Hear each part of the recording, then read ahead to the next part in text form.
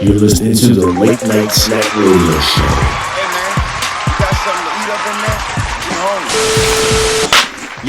Yes, y'all, we are back. Yeah, baby buck. That's right, you're here with the Late Night Snack Crew. You're here with your boy ASAP, Your boy Raybone. and we have a special guest tonight. We will be calling up our old brother, old friend from high school, doing some major moves, big things over in Shanghai, China. Big things. He goes by the name of Jaleel Hu. Jaleel Hu. You know what I'm saying? So we definitely gonna be reaching out to him. We're gonna be talking to him about his power moves that he's made from transitioning from the US to China. And I'm sure he's got a lot to say. He's always got very interesting conversations. So Extremely intelligent. appreciate y'all for tuning in, and we're gonna give him a call. Let's see if we can get him on the line here. Like I said, very, very knowledgeable, educated brother, and he's just making some major moves over China, and very, very popular over there. And it's getting popping, so we're gonna give him a call. Let's see if we can get him on the line.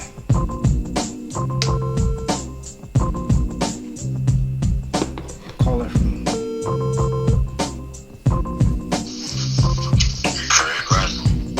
Hello. Hey.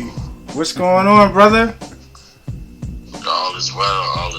Just waking up on a nice, beautiful day. How about you guys? Okay, good. Well, we over here. It's in the PM right now. It's a late night snack over here. Yes, sir. Oh, snap. Yeah, it's late night over here in the Sounds like States. Right. So yeah, we was just giving the audience a briefing of you. Again, ladies and gentlemen, this is Jaleel Hu on the line from all the way from Shanghai, China. Shanghai. It's a little early. It's early over there. Started the day, but we're gonna talk to him and get some insight, see what's going on, and so let me ask you, man. Let us know, like, how was the transition from coming from the States to China? Like, how was that process for you? Oh man, whew, where can I begin? It's like taking the red pill when you go to the Matrix, man. It's just a whole different world, bro. Right. An eye opener when it comes down to what we're used to and what we have to adjust to. So there's no English out here. It's like very minimal. Second, customs and etiquettes are like just backwards out here. And then most importantly, like just being able to wake up and all your friends on the other side of the world just sleeping. That's a heck of a transition when it comes to just social life. You know what I'm saying? Sure. So, but I love it. Yeah. I do all of that. It's a challenge, it's a thrill, it's an adventure, and I learned a lot. Nice. And so, having no English over there, you did learn Chinese fluently, right? You speak it fluent. Yeah, well, 会讲中文, so I can speak Chinese. I learned after 1 year, and it's kind of opened a lot of doors just because a lot of people just didn't expect us, or at least me, to be able to rap to them in Chinese, and they're like, what? You speak Chinese? Like, yeah, man. It's definitely very interesting. That's major. Yeah, I remember when you came over on that visit that day when we was at the Blazing 267 studio. Oh man, we went to Dunkin' Donuts, and my man was speaking Chinese, and they was like looking like crazy, like, what's going on? Yeah, they were really confused. Caught them off guard. So yeah, that's very powerful, man. That's what's up. How long did it take you to learn the language?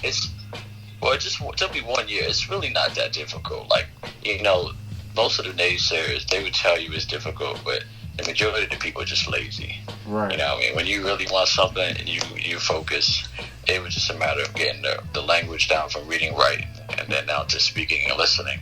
And when you're hungry, you're gonna figure it out. Right. You know Very true. When you're trying to go to the bathroom, man, you're trying to be like subtle with it.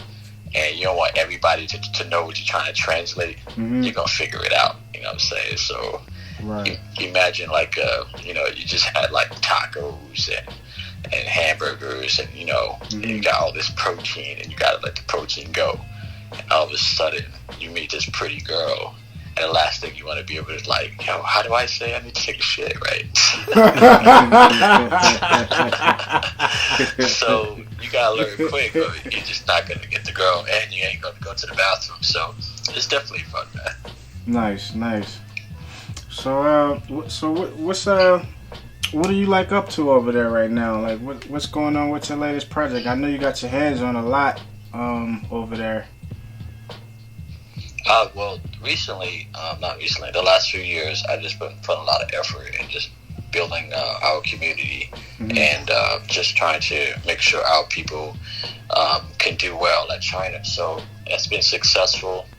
But one of the challenges that I ran into up to until last year was that we're not versed at international law. It's like our people in America, we just focus on domestic issues. But when you leave the country, everybody is paying attention to everything around the world. And it's a lot to do with law. So if you ever try to travel and shit hits the fan and you don't know anything about international law, you're just a guppy. So I've just been focusing on just educating our people and being able to let them know, like, yo, you have rights, international rights, but you can't do it the way you've been doing back home. You have to call yourself, which is a nationality, an American. Not colors. Not like I'm black, you know, I'm orange and green. Like people ain't crayon colors. They're Americans, or they're Chinese, or they're Russian and stuff like that. Got you. Okay, that's interesting. So let me ask you. That being said, you are now focusing on international law, correct? Yeah, it's a mixture of international law because it's boring to people, but I like to infuse a bit of fun into it. So I'm also in fashion. So I produced 4 different fashion shows in China. I did one before I left the United States in California, Los Angeles, and then that's continued that journey out in China, because before I used to work at banks, and you know they wasn't trying to let a brother up in their money, so they're like, nah, you can't work in the back end. It's like your hands are too big, like you taking too much money, right? So I just reinvented myself with the Chinese and be able to get in the fashion industry. And like 4 years later, I have 4 different fashion shows. I train models, I help makeup artists get jobs, a stylist, media people, anything revolving the industry in itself, because I produced the show. And if you're a designer, or if you're a model, a hairstylist, a nail tech, anything above that's within the industry, we give you opportunities that other people, the Chinese more specifically, would look for you because you had your talent on display. We gave you that first chance. So now, if you're doing anything in the fashion industry, we're telling you got to protect yourself with international law. You should at least know what's going on. Right. Okay. This is true. Yeah, and it's crazy. Like you said earlier, how inside the States we're so focused on, you know, domestic small problems versus, you know, outside of the U.S. everybody else is focused on the big picture. Not even that. We're so focused on Popeyes, where we gotta work on other issues like our people getting gunned down, and something as small as the Second Amendment and being able to carry arms. And if you know the language, you won't say guns, because guns is a term that they use that kind of puts you in a situation where they can incarcerate you. But if you say, like the Second Amendment, if say arms, they're like, you have the right to bear arms, which is where armor comes from, army comes from, armory. Then you can fight that in the case of the fact that you're at your proper legal lawful status. You can't be saying I'm black in courtroom. You have to say I'm an American national. Wow. So yeah, it's fun though, but you know, the most important part for us is like when I introduced to this concept, my whole thing is you got to get some fiat, you got to get some money, and you got to take care of your family. So at China, they don't discriminate on what color your skin is. They are socially adept, so they're looking at your social class, how much skills you have, and how much you can improve their society. If you have zero skills, let's say you are just happen to go to school for like biotech engineering, and all of a sudden you got no experience, but you are an experienced Best Buy sales manager, right? They don't need that out of China. They really need biotech engineering skills. But at America, we have that challenge because nobody's giving us those jobs. We have to give it to ourselves. Where in China, they're giving it to themselves, and they're like, we're going to take your job because you don't know how to do it. And that's where they get money around the world. Wow. So it's all about business. Oh, yeah, it's always been about business. Right. Always been about business. Wow. For sure. Always. They don't even care. Like, it's business is business. But if you are, for example, a successful business person at America, despite what you do, because they do illegal stuff at America too, it's just nobody knows, and nobody can understand the language, and it's less of a hassle. We are an easier target than the Chinese, and that's why ain't nobody go to the neighborhood and fight with them. So when you come to China, you will see where the weaknesses are. You can see the dumb people. You can see everything that they don't show in America, which gives me confidence. I'm like, damn, we the shit. We just don't know it. We just don't know it. For sure. I'm telling you, bro. Like, yo, Ray, if you came out here and you just started just walking down the street with your swag, you be getting photos. People want to take celebrity photos with you. They want to get to know you. They want to be able to like be your best friend because they know that we have skills that we ain't using unless it's entertainment and sports.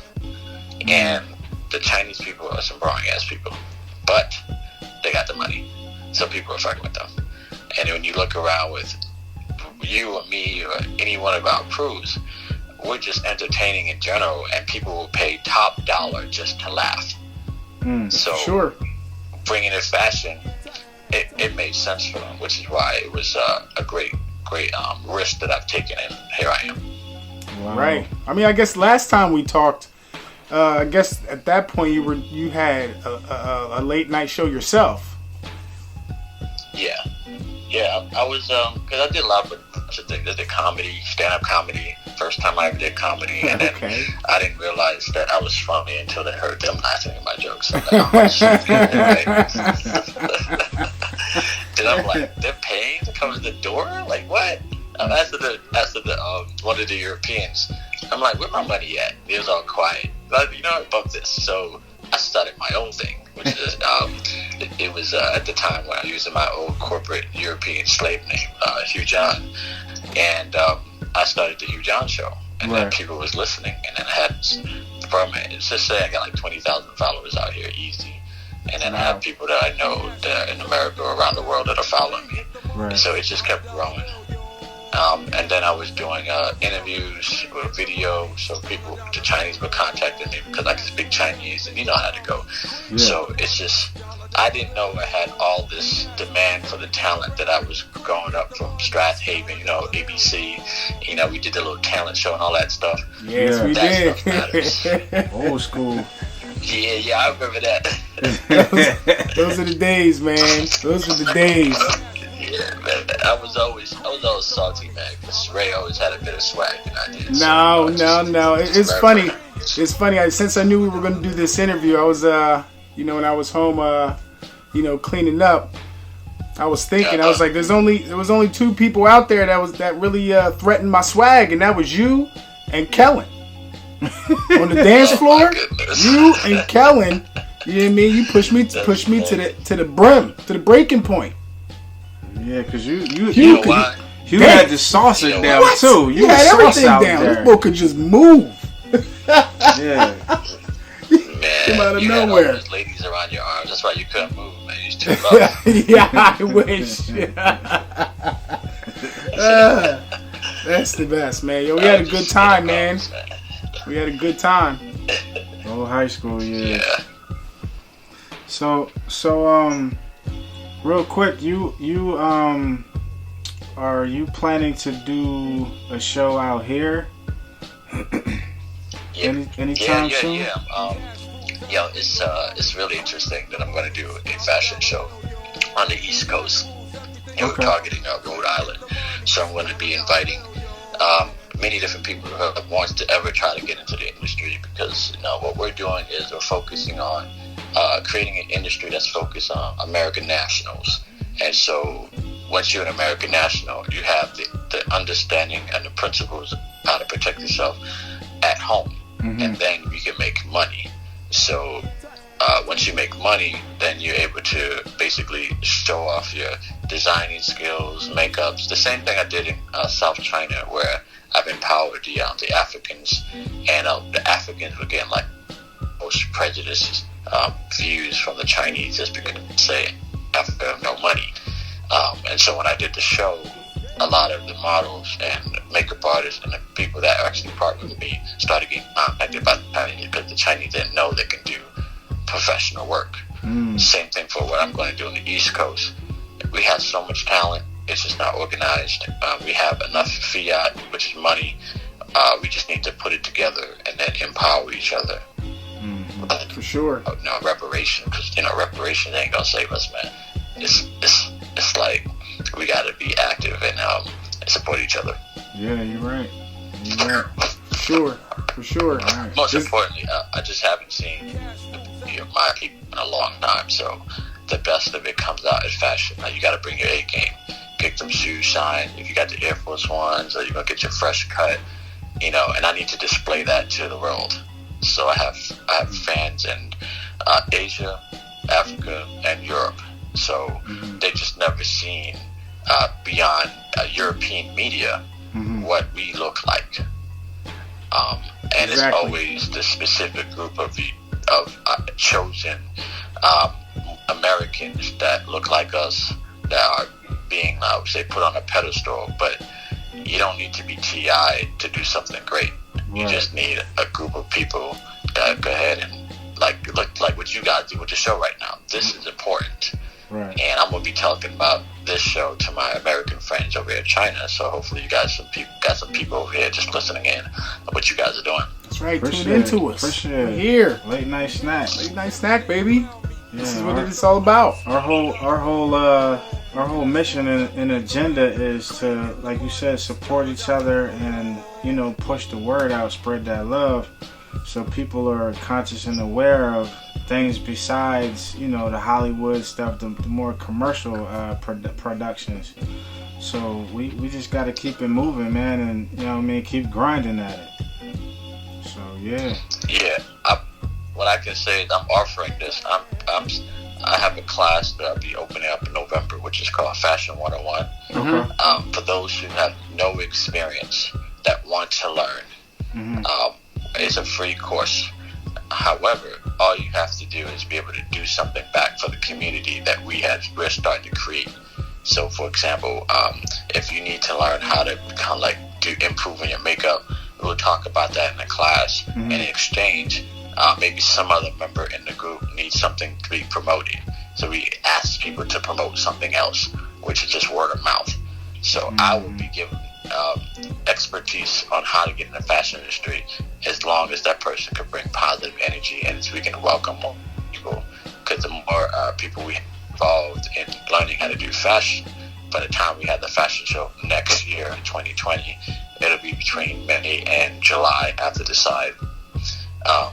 That group of people that will have internship jobs that we can get, depending on your skills, whether it be non-paying or paying, we can insert you into the fashion show, and then you'll have real live experience, all of that stuff. So that's what I'll be providing in November. Got you. Well, two things before we get you out of here. I know you're a busy man. One is real light. I'm gonna start there. You heard about the Popeyes. All the way over. How did you hear about the Popeyes? I think it was an international thing, Right. That's crazy. You guys need to realize that our culture, especially the hip hop culture, is so so well known. We are in high demand. So if our people get involved in international business, with international law, then you'll start making income from other countries, and you can still live at home. Mm-hmm. So, like, the thing is, Popeyes was spread by the European media with an intent to make us look bad.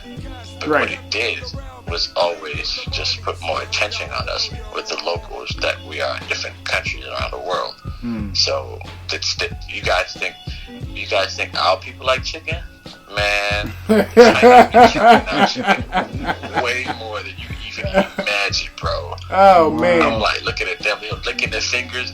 I'm Wow! like, oh, they sucking the bone. Oh my goodness. Oh Get a man! piece. That's the gig, Right. yo. So okay. So yeah, and real fast, Yeah. Kentucky Fried Chicken just came out with their sandwich today. What? Yeah, we'll talk about that on another show. Yeah, it's Okay. donut, crispy chicken, donut. Oh, Yeah, we'll get into that goodness. later.